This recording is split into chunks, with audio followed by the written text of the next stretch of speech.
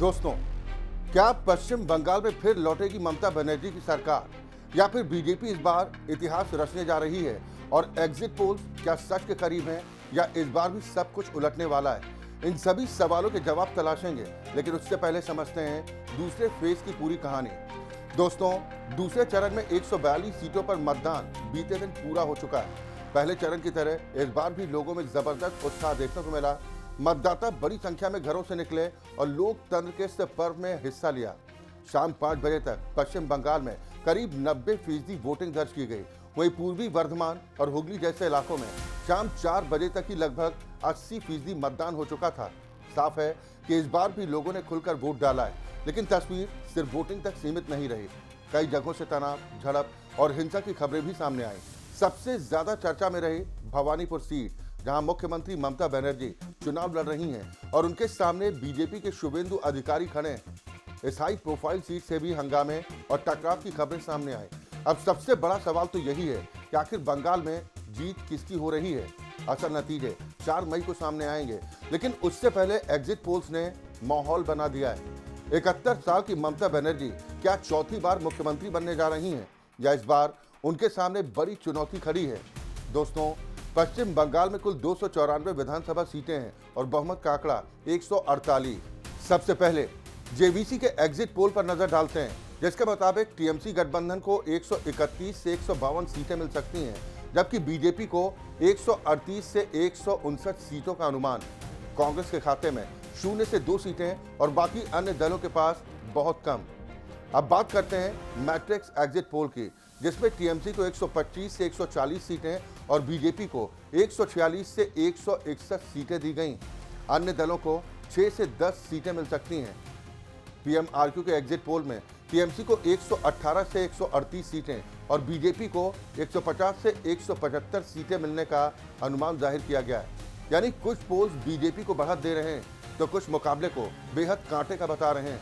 अब अगर इन सभी आंकड़ों को मिलाकर पोल ऑफ पोल्स तैयार करें तो तस्वीर थोड़ी साफ होती दिखाई देती है, जिसमें टीएमसी को करीब 147 सीटें मिलती दिखाई दे रही हैं और बीजेपी को करीब 137 सीटें। कांग्रेस 2, लेफ्ट 2 और अन्य 6 सीटों पर यानी औसतन टीएमसी हल्की बढ़त के साथ आगे दिखाई दे रही है, लेकिन मुकाबला अभी भी पूरी तरह खुला है। अब सिर्फ बंगाल ही नहीं, असम, केरल, तमिलनाडु और पुडुचेरी में भी चुनाव हुए हैं, तो वहां की तस्वीर भी देख लेते हैं। असम में 126 सीटों में बीजेपी को 88 सीटें मिलती दिखाई जा रही हैं। कांग्रेस गठबंधन को 27 और अन्य को 7 सीटें। केरल में एलडीएफ को 59, यूडीएफ को 77 और बीजेपी प्लस को 2 सीटें मिलने का अनुमान है। ये बीजेपी के लिए अहम हो सकता है, क्योंकि वहां उसकी अभी तक कोई सीट नहीं है। तमिलनाडु में डीएमके गठबंधन को 130 सीटें, एआईएडीएमके गठबंधन को 65 और अन्य को 31 सीटें मिलने का अनुमान जाहिर किया गया है।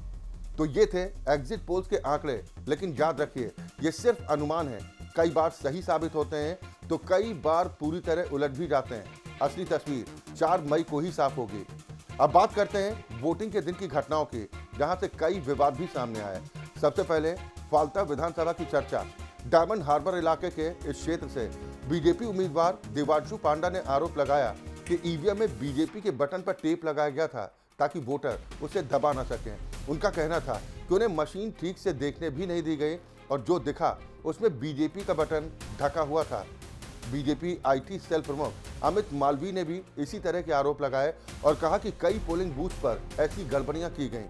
उन्होंने इसे गंभीर मामला बताते हुए दोबारा मतदान की मांग की। हालांकि चुनाव आयोग ने 15 सीटों पर री पोलिंग का ऐलान कर दिया है। फाल्ता में ही केंद्रीय सुरक्षा बलों द्वारा लाठीचार्ज की घटना भी सामने आई।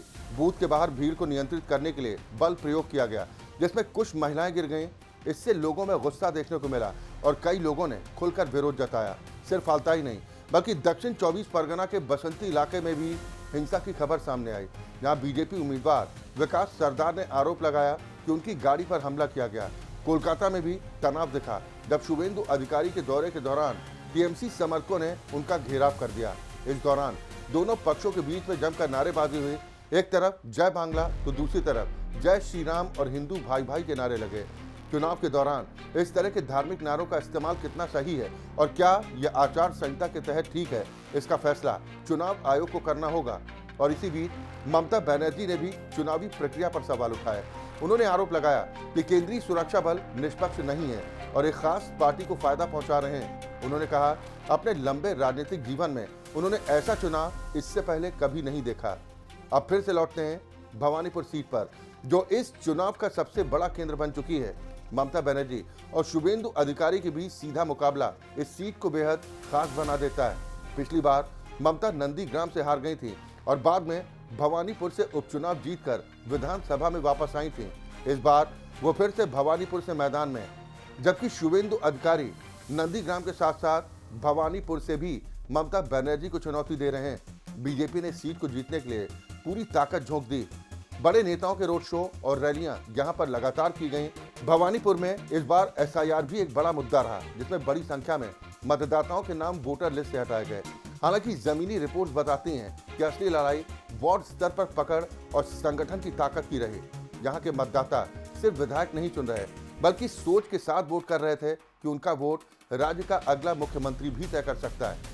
अगर पूरे चुनाव को देखें तो इस बार पश्चिम बंगाल में पिछले चुनावों के मुकाबले कम हिंसा देखने को मिली।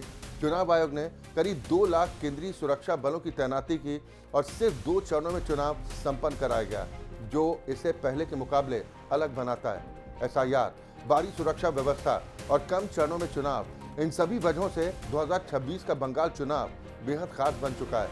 अब इंतजार सिर्फ 4 मई का है, जब ये साफ हो जाएगा कि बंगाल की सत्ता किसके हाथ में जाएगी। तो तस्वीर अभी अधूरी है, संकेत मिल रहे हैं, लेकिन सच्चाई सामने आएगी 4 मई को। क्या ममता बनर्जी फिर सरकार बनाएंगी या बीजेपी इस बार नया इतिहास लिखेगी?